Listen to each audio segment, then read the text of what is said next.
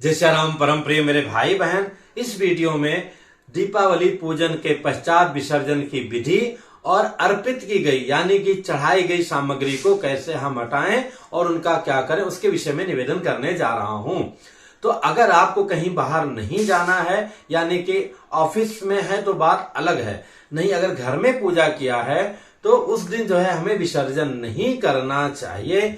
अगले दिन प्रातः काल उठ करके पुनः जैसा भी संभव हो विधिवत पूजा करके आरती करके प्रार्थना करके फिर हमें विसर्जन करना है। और विसर्जन के पहले हाथ जोड़ करके ही निवेदन कीजिएगा कि हे माँ, अदृश्य रूप से जैसे आप घर में रहती हुई आई हैं, हमारी आत्मा में, हमारे जीवन में, हमारे कार्य में, हर जगह वैसे रहिए। इस कलश से, इस नारियल से, इस सुपारी से आप अपने सभी देवी देवताओं के साथ प्रस्थान कीजिए और सदैव हमारा कल्याण कीजिए। हमसे कुछ त्रुटि रह गई हो तो आप क्षमा करें।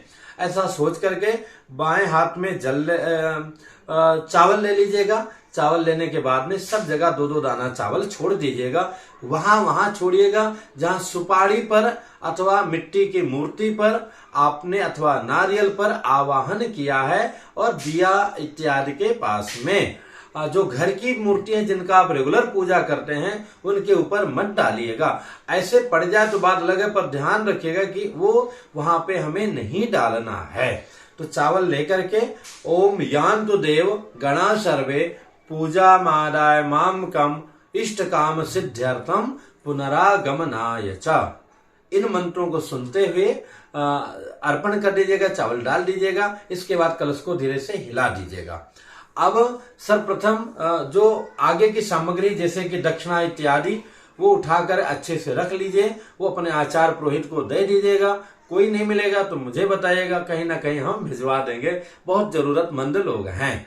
इसके बाद में जो कपड़े हैं, वस्त्र हैं, उनको भी आचार्य पुरोहित को देना चाहिए। उसमें से एक आध सामग्री आप रख सकते हैं। स्वयं पूरा ले लिया तो फिर अर्पण करने का मतलब क्या है? ठीक है, लेकिन वो साधारण क्या अति साधारण विधि होती है।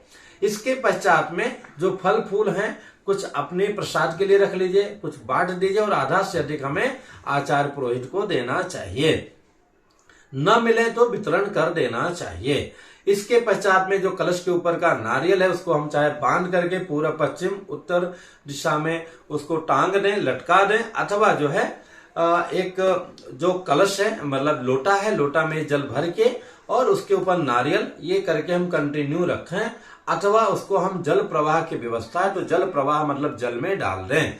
इसके पश्चात में जो कौड़ियां हैं, गोमती चक्र है और चढ़ी हुई हल्दी है जो माता जी के आगे अगर चढ़ाया गया है तो उन हल्दी को भी और कलश के अंदर की सुपारी को और पैसा को, एक आजकल पोटली चला है, लक्ष्मी की पोटली, अगर पोटली आप लाए हैं तो उस पोटली में रख के, नहीं तो लाल कपड़ा अथवा लाल रुमाल ले लीजिएगा, उसमें बांध करके और अपने तिजोरी में लॉकर में रख दीजिएगा।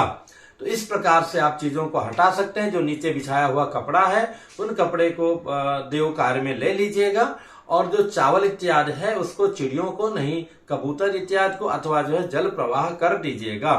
कलश के अंदर का जो आम्र का पल्लो है इत्यादि जो है वो साफ जगह पर अथवा जल प्रवाह कर दीजिएगा। जो कलश के अंदर का पानी है थोड़ा थोड़ा दो दो बूंद पूरे घर में छिड़क सकते हैं। तो इस प्रकार से सारा आपका यह अनुष्ठान संपन्न हो जाएगा। माता महालक्ष्मी जी की कृपा बनी रहे। पुनः मिलूंगा एक नई जानकारी के साथ में। जय श्री राम।